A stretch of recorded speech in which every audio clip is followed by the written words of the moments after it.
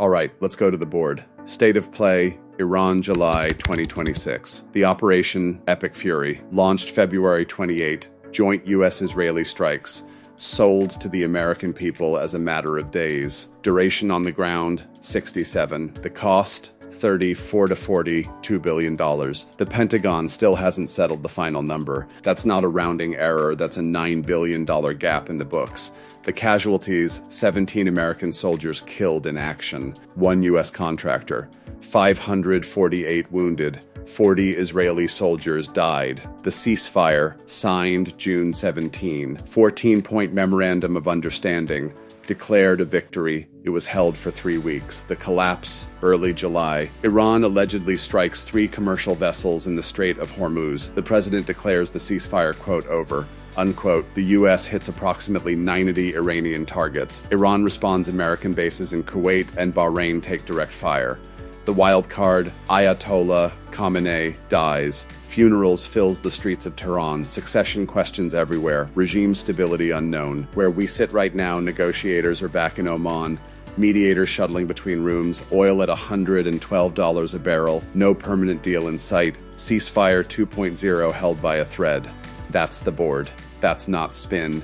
That's the stat line. No more endless wars. You remember the chant. Packed arenas, the hats, the signs. You defended it because you believed it. You had every reason to believe it. It was the centerpiece of the pitch. Bring the troops home. Stop fighting other people's battles. America first. That was the promise. Here's the receipt. 67 days of combat, 17 flag-draped coffins, $42 billion, a ceasefire that didn't survive the month. And tonight, at 99 days to the election, here's the only question that matters. Did you get what you paid for? Not the other side did worse.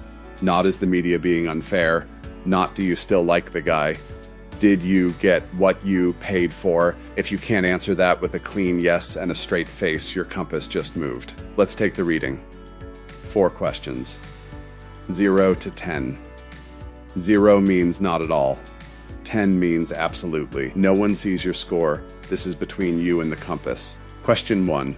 Before the first bomb dropped on February 28th, were you given an honest case for war? Did the administration lay out the cost, the timeline, the exit plan, the risks?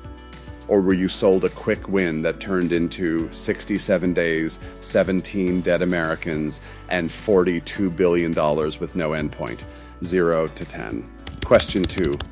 The ceasefire was signed June 17th. The president called it a victory. 3 weeks later, it collapsed. Given everything you know now, not what you hoped, not what you were told, what you know was that ceasefire, a serious diplomatic achievement, or a press release with an expiration date. 0 to 10. Question 3. The stated objective of Operation Epic Fury was to neutralize Iran's nuclear and military capability. After 67 days, $42 billion, and a collapsed ceasefire, is Iran stronger or weaker than it was on February 27th? 0 to 10. Question 4. You defended no more endless wars to your family, your co-workers, your friends. If someone you trust, a parent, a pastor, a commanding officer, asked you right now to explain what America gained from this conflict, can you give them a clear answer without reaching for whataboutism? 0 to 10. If your numbers are lower than you walked in with, that's not a political identity crisis. That's a reading. And the compass doesn't lie. Let's go to the tape. Because at the wayfinding station, we don't do spin, we do game film. February 28th, the president greenlights Operation Epic Fury alongside Israel, joint air and missile strikes against Iranian military and nuclear infrastructure. The administration briefs that this will be measured, targeted, days not weeks. It runs 67 days. Now, full disclosure, because that's how this desk operates, the U.S. achieves tactical objectives. Iranian air defenses degraded, nuclear facilities damaged, key military leadership eliminated. These are facts. The operational side of the mission accomplished what it set out to do. But here's where the game film gets uncomfortable. The mission was never just about hitting targets. The mission, the one sold to the American people and to Congress, was about hitting targets and getting out. Quick, decisive, limited, no boots on the ground in a major way. A demonstration of strength that forces Iran to the table and ends with a lasting peace. The ceasefire that was supposed to prove that strategy worked. 3 weeks. And now we're in a cycle the playbook explicitly said we were leaving behind. Strike, pause, collapse, restrike, renegotiate. That is not a strategy. That's a treadmill. Let's talk about money. Because respecting the taxpayer is part of respecting the country. $34 to $42 billion. For scale, that's more than the annual budget of the Department of Homeland Security. It's more than the federal government spends on veterans' health care in a year. It's enough to fund the entire National Institutes of Health Cancer Research, Alzheimer's, pediatric medicine for an entire year, with billions left over. And we can't get a final number? The book's still open? At this desk, when the numbers don't add up, we say so. Now the human cost. 17 American soldiers. That's 17 families who got the knock on the door. 17 funerals. 17 names on a wall. 548 wounded, that's 548 men and women who came home with injuries they'll carry for the rest of their lives. 548 families whose lives changed permanently. The question I'm required to ask because I work a desk where accountability is the product, not the inconvenience, is this. For 17 American lives and $42 billion, what did the United States secure that it didn't have on February 27th? If the answer is Iran is destabilized regimes start wars. They don't end them.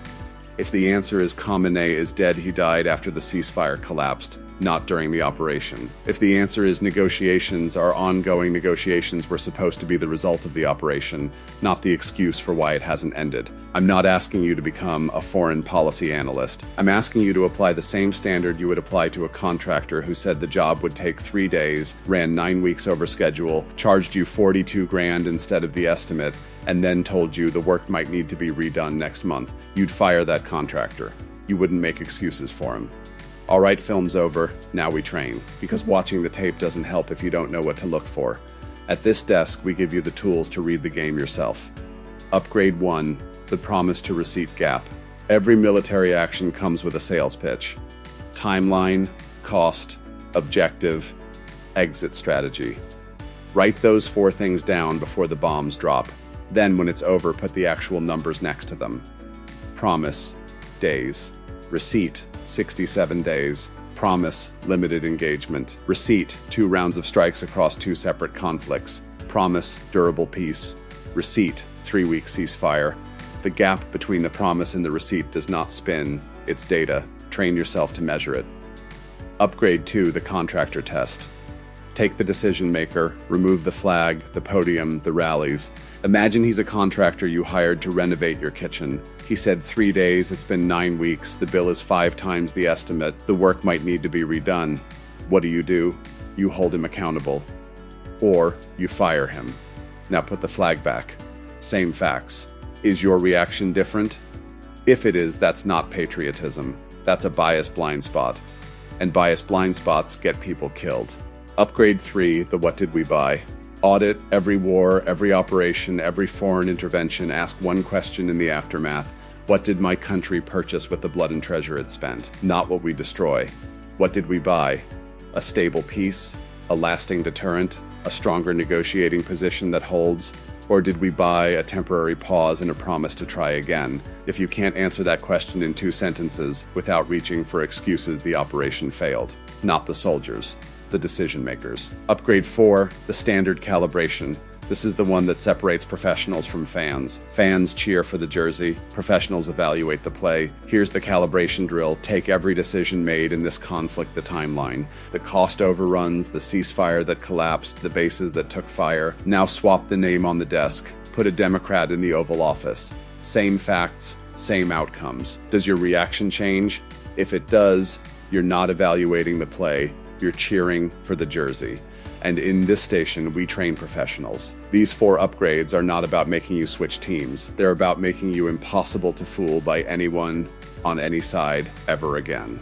The OASIS sextant. 5 coordinates. 1 fix. The promise. No more endless wars. It wasn't a footnote. It was the headline. The chant. The reason millions of Americans maybe you got on board. The fact. Operation Epic Fury, 67 days, 17 American dead, 548 wounded, $34 to $42 billion, a 3-week ceasefire, and a conflict that is not over. The gap. It is not small, it is not debatable, it is measurable in days, dollars, and dead Americans. The distance between the promise and the receipt is the size of the credibility deficit this administration now carries into every negotiation. Your values. Respect means you don't waste soldiers' lives on bad planning. Truth means you don't call a 3-week ceasefire a victory. Those are not partisan statements, those are the baseline. If your movement can't clear the baseline, the movement, not you, has the problem. The bearing. You don't need a new party affiliation. You don't need to vote for someone you don't believe in.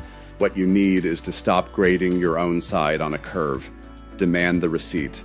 Ask the audit question. Run the contractor test. Calibrate the standard. If the people you voted for can't pass those tests, the compass isn't broken. You just took an honest reading. Tonight's roundtable question, and I want you to sit with this one before you type. You were sold a quick, decisive war that ended with a durable peace. You got 67 days, 17 dead Americans, $42 billion, and a 3-week ceasefire. If you defend this outcome, what exactly are you defending? Comments are open. Read what others are writing. You're not the only one asking. 3 calls from this desk. The Guide to Leaving MAGA and Focus to Pivot full course. Self-paced. Start anytime. LeavingMagaGuide.com. The Roundtable Tuesdays at 7 p.m. Eastern. This is where the real work happens. Free, anonymous if you need it. The Book Betrayed by Trump, A Guide to Self-Discovery. Amazon paperback and Kindle. The compass doesn't lie, the tape doesn't spin, and at this desk we don't either. Train hard. Question everything.